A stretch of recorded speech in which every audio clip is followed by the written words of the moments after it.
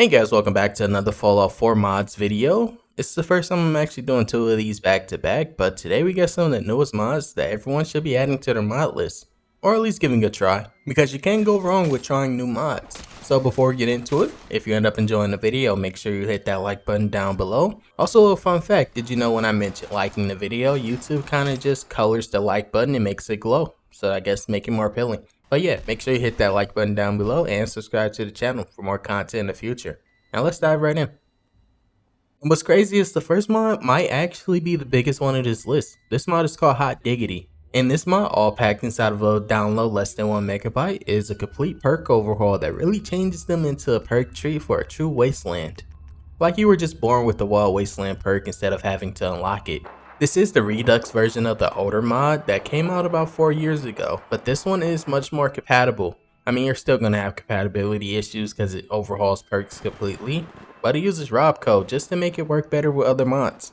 This mod has over 50 new perks on top of the vanilla perks, so that will be quite a bit that you'll have to unlock. And it also changes some of the vanilla ones around to fit this new overhaul, so that's where the compatibility issues come in, but I'm sure you'll find a way around it. But this isn't going to make your character overpowered because generally mods that add new perks kind of make your character overpowered, but each perk has downsides along with the new buffs that it gives you, so it balances out in the long run. And yes, because of the way that this mod works, you will need level up menu EX, but I mean most people were using that anyway, so now it actually serves a point for me, besides just a new look for the perk menu. And to be honest, I kind of prefer the vanilla perk menu look, but I mean, this works too. The next mod up is a new weapons mod called the Incendiary Launcher, and it's the first time I've actually showcased a new weapon like this. Well, a heavy weapon, usually it's just a regular gun, but now it's a rocket launcher. But unlike a regular rocket launcher, this one has 4 slots for more fun and destruction, so you can fire 4 shots before having to reload. Only thing that's dangerous about this, well, besides the fact that you'll probably kill yourself a bunch of times with this, but the real dangerous part of this is that if you fire too many, your FPS might tank, especially considering the area because it's too many explosives at one time. But my FPS was fine with this. This launcher can be found on raiders and in shops after you hit level 24, and is highly customizable with over 20 attachments. The mod page says 24, but I'll just say 20 just to be safe. But what's also great, if you don't feel like waiting until level 24, you can find one of the unique variants, which already come pretty customized for maximum destruction and damage. So I would say use with caution, or just reload your save if you end up killing somebody you didn't mean to. But the next mod is another weapon mod, I'll be honest, but a huge tone down from the massive destruction of the launcher. This mod is called Small Game Shotgun, and it's not just any regular shotgun, it's actually a lever action shotgun with its own custom animations. It does require the mod munitions because it uses the 410 ammo from it, but other than that, it's as lore friendly as the Fallout TV show. And if it's one thing I know about Fallout, is that you guys are die hard for lore and will start a riot over it. But this shotgun comes with over 40 new attachments and also lets you change the ammo type, so you don't have to use the 410 ammo if you don't want to. You can definitely switch it to a vanilla ammo type, but you still need the munitions mod in your mod list or this gun won't load at all, due to mod organizer recognizing it as a missing master. Also, in usual fashion, this mod was added to the levelless NPCs such as raiders or trappers. I never really separate them, but that's how it is. And you can also find it starting at level 5. So it is a pretty easy gun to get, but what is different about this gun though is that it only has one unique variant. Most gun mods usually have about 3 or 4, but of course I have to show you where it is because I love you guys.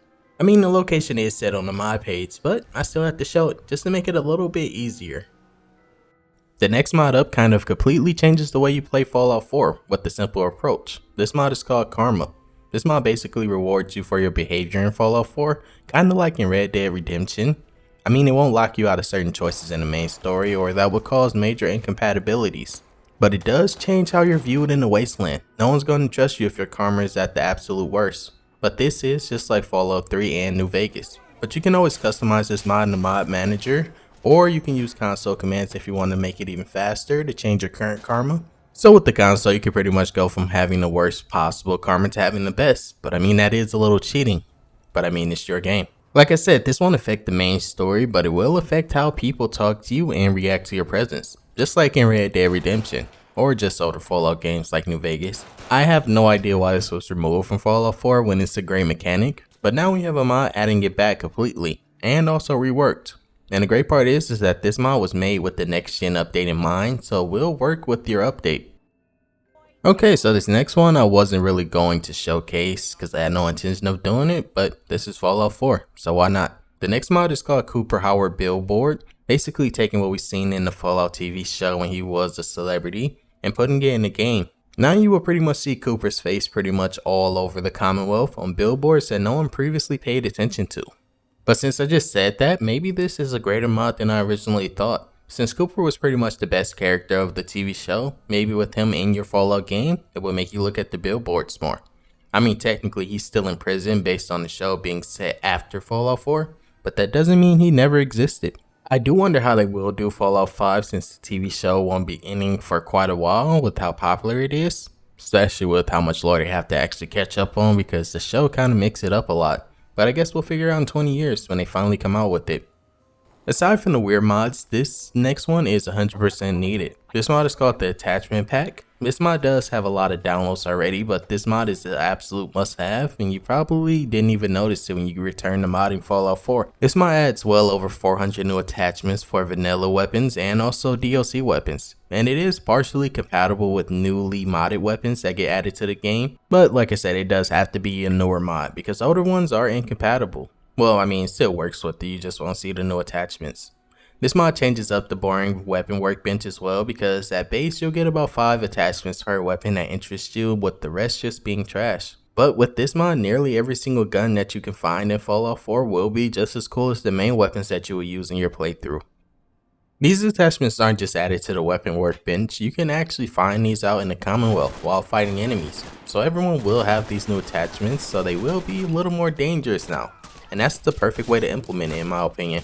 I mean, due to it having 400 new attachments though, there are bound to be some type of bugs somewhere in your game, especially if you have an ultra modded list, which in Fallout 4 is about 300 mods.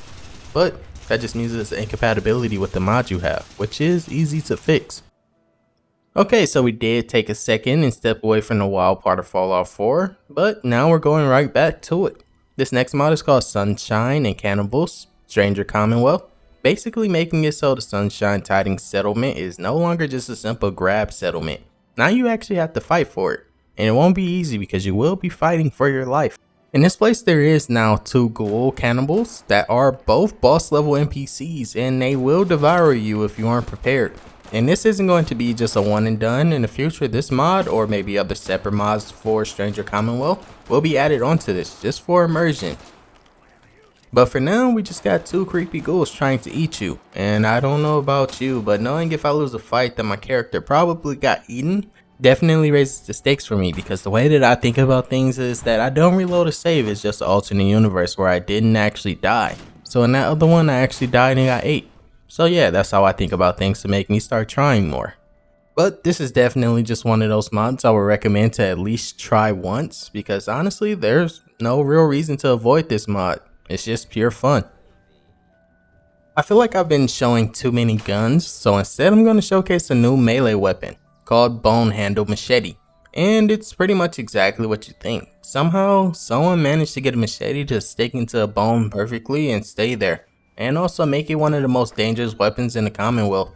It is fairly easy to get, you don't have to go anywhere and fight high leveled enemies, but you do have to go to a chemistry station and craft it. And after that, it's with you for the long run as you cut through raiders. And if I'm being honest, I don't really use melee weapons because everyone seems to have a gun in a wasteland where they should be pretty rare. But maybe this will change that for me, because there are mods to make guns rare. The next one up, I was kinda surprised it didn't get a showcase yet, but this mod is called Pip Boy Glove. This is completely cosmetic. I feel like I need to say that first before people get confused. This mod will not make your character any stronger, it will just boost your ego because of how cool it looks. And you're pretty much the only one that has it. And true fans of the Fallout series, myself not included because I started playing at Fallout 4 because I was too poor to get games back then.